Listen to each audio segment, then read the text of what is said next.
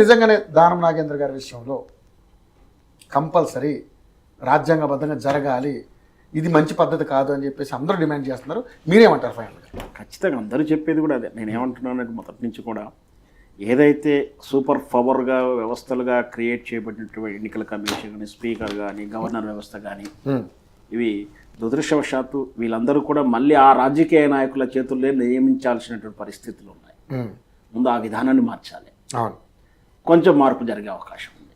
ఎందుకంటే ఈ స్పీకర్ ఇప్పుడు ఎవరండి? ఆ రాజకీయ పార్టీలో ఒక పార్ట్ ఆఫ్ ఎమ్మెల్యే. ఖచ్చితంగా వాళ్ళ ప్రయోజనాలు కాపాడతారు. ఏ పార్టీ అయినా సరే ఇక్కడ నిన్నటి బీఆర్ఎస్ అయినా, అంతకుముందు ఇంకో పార్టీ అయినా, ఇంకో పార్టీ అయినా ఖచ్చితంగా గవర్నర్లు కూడా ఎవరండి వచ్చినటువంటి ఈ దేశంలో ఉన్నట్టు ఈ రాష్ట్రాలలో బహుశా నాకు తెలిసినంత వరకు ఒక 150-180 మంది దాకా రకరకాల సందర్భంలో గవర్నర్గా నామినేట్ అయ్యారు. వీళ్ళంతా ఎవరండి? ఒకప్పుడు ఎమ్మెల్యేలుగా ఎంపీగా చేసిన రాజకీయ పార్టీకి స్నేహపూర్వకంగా సర్వీస్ చేసిన వాళ్ళు, స్నేహపూర్వకంగా రాజకీయ పార్టీ అనుబంధ సంస్థల్లో ఉన్న వాళ్ళు ఒకటో వాళ్ళు. ఈ వ్యవస్థ అట్లా మారాలి. ఎన్నికల కమిషన్ ఇంచుమించు కూడా అది కూడా అలాగే ఉంది. ఒత్తిడికి గురవుతాయి. అర్ధరాత్రి రాజీనామా చేసే సంఘటనలు కూడా చూసాం. ఇది స్వతంత్రంగా పనిచేయాలి. వీళ్ళ నియామకాలు కూడా స్వతంత్రంగా జరిగే వ్యవస్థలకు వచ్చినప్పుడే కొంచెం కాస్త ఈ మార్పు కనిపిస్తుంది, మనం ఆశిస్తున్న మార్పు కనిపిస్తుంది. అదే స్పీకర్ మీరు అన్నట్టు సుమోటగా దానం నాగేందర్కి చర్యలు తీసుకుంటే ఎంత బాగుండేది. కానీ అది తీసుకున్న మరుక్షణంలో ఆ పోస్ట్ ఉంటుంది ఆయనది, స్పీకర్గా ఉండగా. ఆయన భవిష్యత్తు ప్రశ్నార్థకంగా మారుతున్న ఉద్దేశంతోనే ఇదంతా జరిగేది. ఉంటుందా? ఉండాలి. కానీ లేదు, అలా ఉండాలని ఆశించాలి తప్పించి, ఆరాటపడాలి తప్పించి. దానం నాగేందర్ లాంటి సీనియర్ పొలిటీషియన్ ఎందుకు భయపడాల్సిన అవసరం ఉంది? ఎందుకంటే ఒకవేళ నిజంగా నేను రాజీనామా చేసి మళ్ళీ అక్కడి నుంచి నిలబడితే ఏం ప్రాబ్లం? ఫస్ట్ ఒకటి రాజ్యాంగబద్ధంగా జరిగిన ఎన్నికల ద్వారా ఒక పార్టీలో గుర్తులు గెలిచి వాళ్ళు ఇంకొక పార్టీలోకి మారడం, అది రాజ్యాంగం ముసుగులో ఏదైతే 1/3 వాళ్ళకు వాళ్ళు వచ్చారు, మీ రాజీనామా చేసాం ఏమంటారు కదా, తప్పు చేసినాక మీ యజ్ఞం చేసినాం పాపం పోయిందంట కాదు. మళ్ళీ ఎన్నికల పోటీ చేసినా కూడా ఒక పార్టీ మీద గెలిచి ఆ విధానాన్ని మార్చాలి.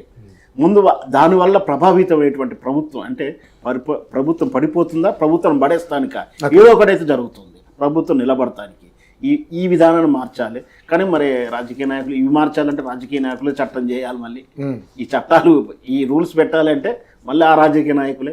మనం చూస్తూనే ఉన్నాం ఈ ప్రియరాముల చట్టం ఎన్ని రకాలుగా ఒత్తిడి గురై రకరకాల మార్పులు.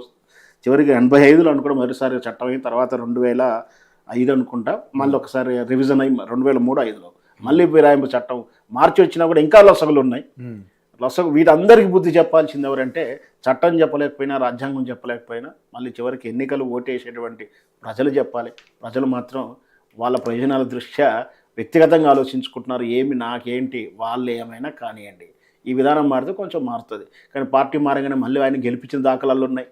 వాడు ఏ పార్టీ అయినా సరే దాఖలా జైలుకి వెళ్ళి ఉరిశిక్షపడినటువంటి అఫ్జల్ గురుకు కూడా ఫ్యాన్స్ ఉన్నటువంటి ఈ దేశంలో, మంచి పాయింట్, ఈ దేశంలో అందరి రాజకీయ రేవంత్ రెడ్డి ఒకసారి వెళ్ళిన ఆయన వచ్చిన విధానం కానీ, ఇంకో నాయకుడు వెళ్ళిన వచ్చిన విధానం కానీ, ఈవెన్ సార్ అఫ్జల్ గురు ఆయన ఉరిశిక్ష పడేటువంటి శవానికి కూడా వీళ్ళు ఊరేగింపులు చేసినటువంటి ప్రజాస్వామ్యం.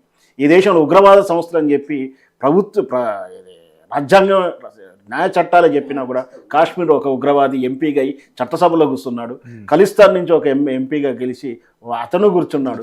ఈ విధానాలు మారాలి.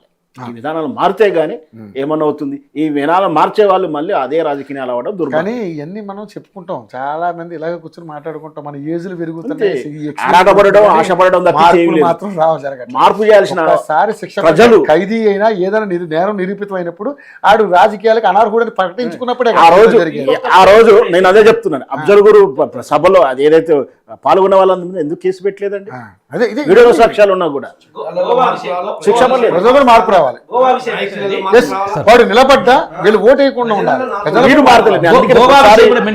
ప్రతిసారి నేను ప్రజల వద్దగా తీసుకెళ్తున్నా, ప్రతిసారి నేను ప్రజల వద్దగా తీసుకున్నాను. వీళ్ళు బుద్ధి చెప్పాల్సిన వాళ్ళు కూడా బుద్ధిహీనంగా. రామారావు గారి సినిమాల కానించి మనం చూస్తున్నాం, ఇక్కడ కోర్టు ఒక న్యాయం తీర్పిస్తుంది. డైలాగు సుప్రీంకోర్టుకు పోతానికే ఇవన్నీ మాఫీ అవుతాయి, ఇవన్నీ తీరిపోతే అక్కడ న్యాయ వ్యవస్థలు చేస్తున్న తప్పులు కూడా లొసుగులు అనండి తప్పు ఈ లొసుగులు, లొసుగులు. ఆ దాంట్లో ఉన్న